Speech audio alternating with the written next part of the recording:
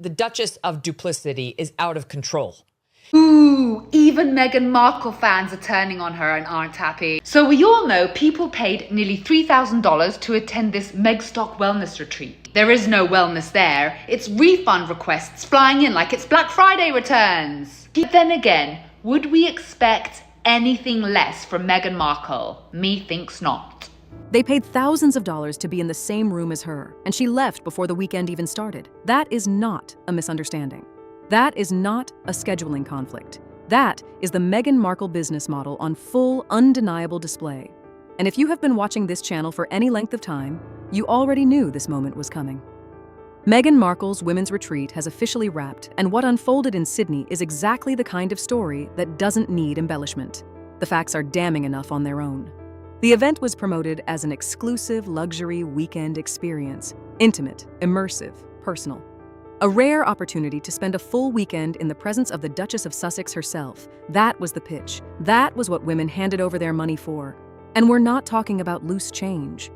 Because allegedly, she shows up, does a quick cameo, and exits like she left the oven on. Guests are now claiming she only stayed for 30 minutes before buggering off to a rugby game. Like, this wasn't marketed as a blink and you miss it meet and greet. This was sold as a full luxury weekend experience.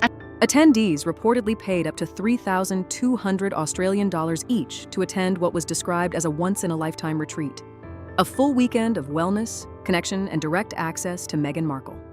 That was the promise. That was the image sold to every single woman who bought a ticket. And what they got in return was something that should make every one of them furious. Meghan Markle appeared for approximately 2 hours. 2 hours. A brief Q&A, some photos, a segment of conversation, and then she was gone. Not stepping back for the evening, not taking a break between sessions. Gone. She left the venue entirely. And while hundreds of women remained inside that luxury Sydney hotel, continuing what was billed as a transformative wellness weekend, without the one person they had paid thousands to be near, Meghan Markle was sitting in the stands at a rugby match. Let that land for a moment. Okay. Some folks are upset that Meghan dined and dashed, that she didn't hang around that long, that they didn't get solo pictures, but you were never guaranteed, okay, through the Her Best Life retreat, the actual company, you were never guaranteed a solo shot with Meghan Markle, okay? You were guaranteed a group picture if you shelled out an arm and a leg. While her paying guests were doing yoga and working through workshop activities in her name, she was watching the New South Wales Waratahs with Prince Harry. That is not a retreat host. That is a celebrity who fulfilled her contracted minimum and moved on to the next photo opportunity before the weekend had barely begun. And that contrast, women who paid over $3,000 sitting in a hotel without her, while she sat courtside with Harry for the cameras, is precisely what ignited the fury that followed online. Because this is the question that refuses to go away. What exactly were these women paying for? Was this a full immersive weekend experience with Meghan Markle at the center as it was marketed? Or was it a scheduled personal appearance dressed up in the language of wellness and sisterhood and sold at a luxury price point? Those are two completely different products, and the women who attended deserved to know which one they were actually buying. Some attendees arrived to find security procedures so intense, they reportedly described the entry process as feeling like airport-level screening. Come on, Megs, for $3,000 we expect a full day, a life-changing revelation, not a bloody pop-in appearance and a TED talk on how difficult palace life was. For a private hotel retreat. Full pat-down searches, strict identity checks, women standing with their arms out while security personnel physically screened them before being allowed inside. For a wellness retreat built around openness, healing, and authentic connection, the welcome experience reportedly felt less like a sanctuary and more like a controlled perimeter. And that detail alone tells you something important about how Meghan Markle views the people who pay to access her. Because here is what that security apparatus communicates. It communicates distance. It communicates control. It communicates that the intimacy being sold in the marketing materials existed on her terms alone, behind screening checkpoints, within a 2-hour window, and not a minute longer than she decided. The women in that room were not guests in an experience she was co-creating with them. They were an audience. A ticketed, vetted, physically screened audience for a scheduled appearance. And the moment the appearance was over, so was her interest. Inside that appearance, Meghan spoke about what she called real woman-to-woman conversation, authentic dialogue, stripping away distance and formality. Genuine connection. These are the words she used. And you need to hold those words right next to the reality of what was delivered. A tightly structured 2-hour segment, a managed Q&A, curated photo moments, and an exit before dinner. If that is her definition of stripping away distance, then the distance she started from must be extraordinary. The rest of the weekend, the yoga, the workshops, the group sessions, the full itinerary of transformation and healing continued without her. The program went on. The hotel was full. The schedule was honored. The one thing missing was the woman whose name and face had sold every single ticket in the room. And yet, somehow, the event had been designed to function exactly like that. Which means one of two things is true. Either the retreat was always structured as a brief appearance, packaged as something more, or the organizers built a full program specifically to cover for the fact that Meghan was never going to stay. Either way, the women who paid $3,000 deserve that answer. This is not a story about a scheduling conflict. This is not a story about miscommunication between an event organizer and a difficult celebrity. This is a story about a pattern of presenting one thing, delivering another, collecting the money in between, and then moving on before anyone can look too closely. We have watched this pattern play out in interviews, in documentaries, in book deals, in podcast contracts, in every reinvention that quietly disappeared once the attention faded. And now it has played out in a hotel in Sydney, in front of women who paid to believe the image she sold them. Anderson is not some peripheral acquaintance. He moves at the center of the Soho House ecosystem, that private, velvet-roped world where celebrity, fashion, entertainment, and influence blur together and deals are made through introductions rather than boardrooms. Within that world, he is understood as a connector, a background architect, someone who does not appear in headlines but whose presence in a room tells you everything about who owns the room. And he keeps appearing in Meghan's rooms. That is not accidental. That is by design, because this is how the operation works. You do not see the scaffolding. You are meant to see the finished facade, the empowerment branding, the intimate conversation, the emotional storytelling. What you are not meant to notice is who built it, who is standing just off camera, and why the same names and faces keep showing up every single time Meghan steps into a high-profile space and asks you to believe it is organic. And then there is Harry. Because reportedly, during the Q&A segment, something shifted.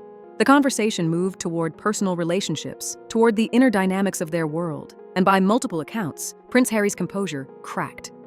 Observers described him as visibly uncomfortable. Some accounts place him briefly leaving the room before returning. A man who has spent years publicly performing emotional openness, who has built an entire brand around vulnerability and honest conversation, could apparently not hold it together when that same conversation got too close to something real. Let that sink in. Whether you read that moment as a simple misreading of body language or as something far more revealing, the damage was done. Because the optics did not lie. There was Marcus Anderson in the room. There was Harry visibly rattled by a conversation Meghan herself was leading. And there were women who had paid to be part of an intimate, safe, female-centered experience, watching all of it unfold in real time. The gap between what was promised and what was delivered was standing right there in the room with them. Which brings us to the question that nobody on Meghan's team seems to want to answer directly. Was this ever actually a women's space? Because the retreat was marketed on the language of female empowerment, shared vulnerability, and intimate conversation between women. That was the product being sold. And yet, Prince Harry, one of the most globally recognizable men on the planet, was physically present. His presence alone fundamentally changed the atmosphere of that room, whether he meant it to or not. You cannot market an intimate women's sanctuary and then seat a royal figurehead in the middle of it and pretend the dynamic stays the same. Online audiences noticed immediately. Commentary exploded around this detail precisely because it exposed the contradiction at the heart of the entire event. The branding said one thing. The reality delivered another. And this is not a minor inconsistency. This is the core of how Meghan Markle operates. The label on the package never quite matches what is inside. The intimate retreat was a celebrity appearance. The safe space had a guest list. The women's circle had a famous husband in it. What was framed as raw and unscripted looked to many observers like the most managed thing in the room. And that contrast is not incidental. It is the entire story. Because the cultural conversation around Meghan has now reached a point where people are no longer just reacting to individual events. They are pattern matching. They are placing every new moment inside a framework they believe they already understand. And two reference points keep dominating that conversation. The first is Diana, and this comparison is devastating, not because it is unfair, but because it is so precise. Diana's vulnerability did not require a production schedule. It did not need a podcast deal or a documentary framework or a branded retreat in a luxury Sydney hotel. It was immediate, uncontrolled, and human in a way that no media team could have engineered. That is exactly why it landed. And that is exactly why Meghan's version of vulnerability keeps failing the same test, because audiences can feel the architecture underneath it. Every emotional revelation arrives pre-packaged. Every moment of rawness has a release date. The second comparison is the Fire Festival. And before you dismiss that as hyperbole, understand what the comparison is actually saying. It is not about identical events or equivalent scale. It is about the oldest con in the book, selling a vision, collecting the money, and delivering something that exposes the vision as fiction. The mechanism is the same, only the setting has changed. And the women in that Sydney hotel, they bought the vision, they paid for it, they showed up for it. What they got instead was Marcus Anderson, a rattled Prince Harry, and the slowly dawning realization that they had been audience members at a performance, not participants in anything real. Because what happened in Sydney was not an isolated stumble. It was not a rough event with some logistical problems. What happened in Sydney was the Fire Festival playbook executed in wellness branding. And if you know what Fire Festival actually was, not the music, not the tents, not the cheese sandwiches, but the psychology behind it, the mechanism of selling a feeling that was never going to be delivered, then you already know exactly what we are talking about here. High pricing, immaculate branding, aspirational messaging built around access to something rare, transformative, and exclusive. And then a reality that lands like a door closing in your face. The product does not match the promise. It never did. The promise was always the product. That gap between the image that was sold and the experience that was received is not an accident. It is not an oversight, and the women in that room deserve to hear someone say that out loud. What makes this retreat worthy of a deeper examination is not the luxury price tag or even the security theater around Harry. It is the narrative framework that Meghan brought into that room with her and has been bringing into every room for years. Some observers describe it as a conscious identity construction. The misunderstood woman, the unfairly targeted outsider, the figure who absorbed extraordinary pressure and emerged, not just surviving, but leading. In this reading, the repeated references to scrutiny, emotional hardship, and long-term persecution are not spontaneous moments of vulnerability. They are load-bearing pillars of a brand, and brands, by definition, are engineered. Phrases like, "they tried to destroy me," do not keep resurfacing by accident. They resurface because they work, because they trigger empathy, because they position Meghan in exactly the role she needs the audience to believe she occupies.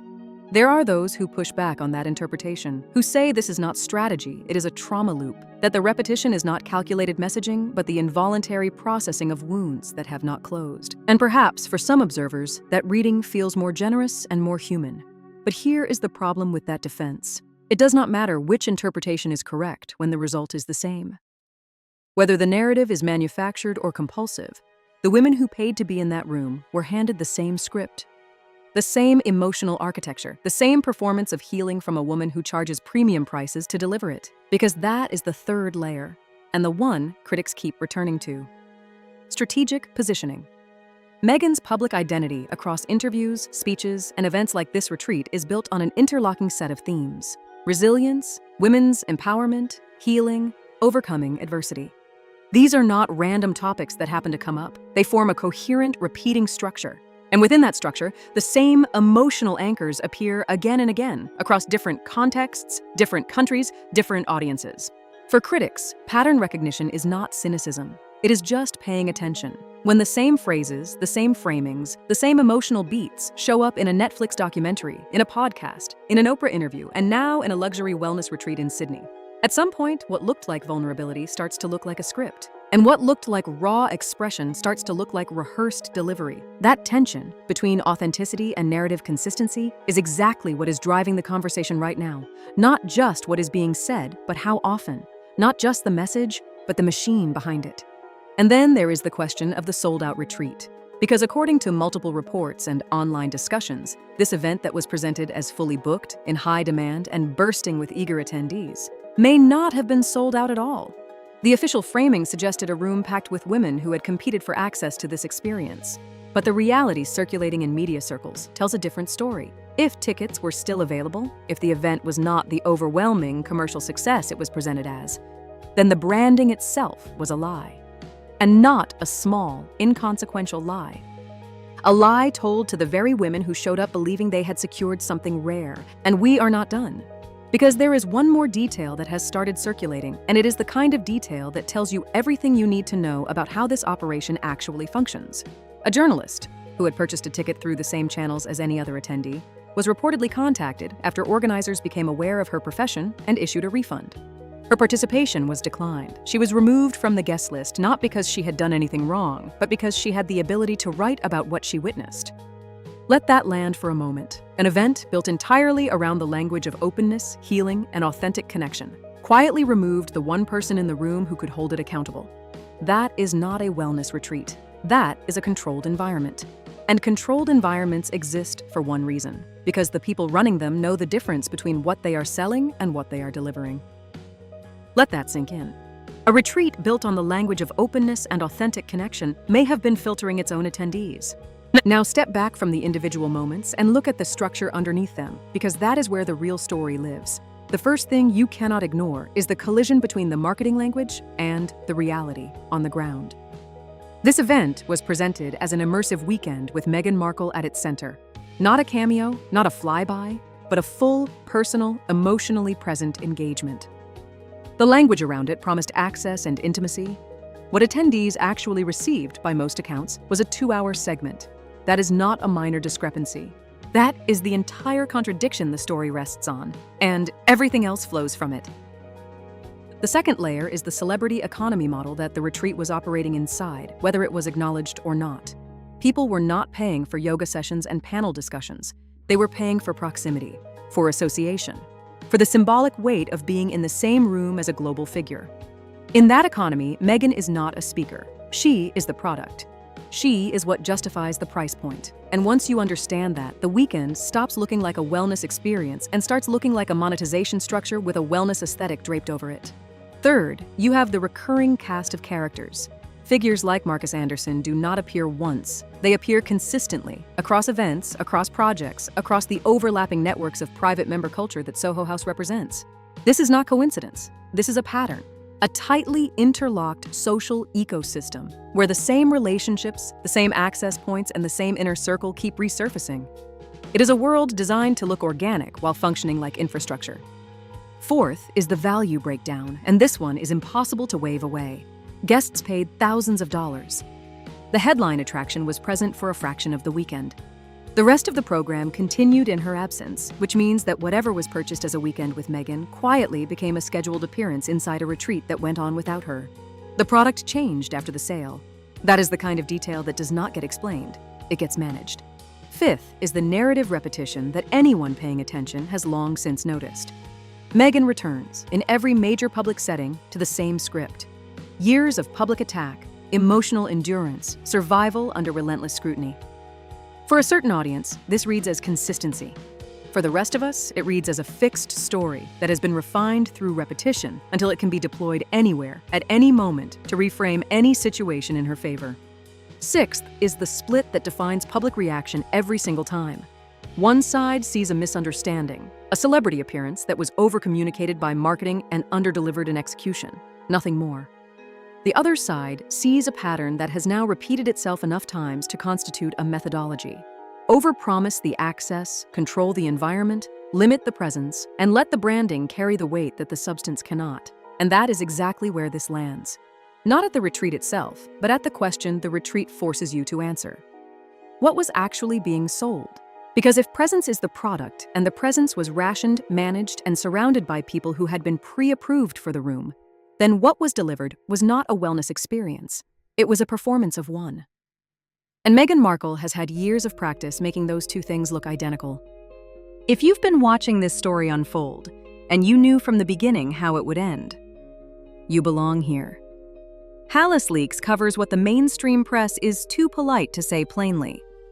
Subscribe and turn on notifications, because this story is far from over, and every new chapter proves the point.